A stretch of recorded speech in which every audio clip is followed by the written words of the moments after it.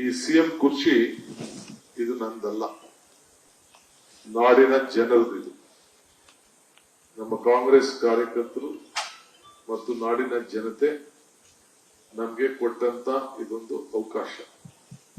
ಒಂದು ದೊಡ್ಡ ನಂಬಿಕೆಯಿಂದ ನಮ್ಮ ಪಕ್ಷದ ವರಿಷ್ಠರಾದಂತ ಮಲ್ಲಿಕಾರ್ಜುನ್ ಖರ್ಗೆ ಅವರ ನಾಯಕತ್ವದಲ್ಲಿ ರಾಹುಲ್ ಗಾಂಧಿ ಅವರು ಮತ್ತು ಸೋನಿಯಾ ಗಾಂಧಿ ಅವರು ಈ ತೀರ್ಮಾನವನ್ನ, ಸ್ವಲ್ಪ ಲೇಟ್ ಆಯ್ತು, ನಿಮ್ಗೆಲ್ಲ ಗೊತ್ತಿತ್ತು, ಹಿಂದೆ ಕೂಡ ತಾವೆಲ್ಲ ಬರೆದಿದ್ರಿ ಏನು ನಮ್ಮ ಅಂತರ ತೀರ್ಮಾನ.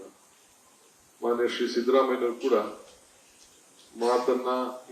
ಮಾತನ್ನ ಉಳಿಸ್ಕೊಳ್ತೇನೆ ಅಂತ ಹೇಳಿ ಅವರು ಕೂಡ ಭರವಸೆಯನ್ನು ಕೊಟ್ಟು ಅವರು ಕೂಡ ಹೇಳ್ತಾ ಇದ್ರು, ಪಕ್ಷದ ವರಿಷ್ಠರು ಯಾವತ್ತು ಹೇಳ್ತಿರೋ 5 ನಿಮಿಷನೂ ಇಲ್ಲದೆ ಅವ್ರು ಹೇಳ್ದಂಗೆ ನಾನು ಕೇಳ್ತೀನಿ ಅಂತ ಹೇಳಿ ಸಿದ್ದರಾಮಯ್ಯನವರು ಹೇಳಿದ್ರು.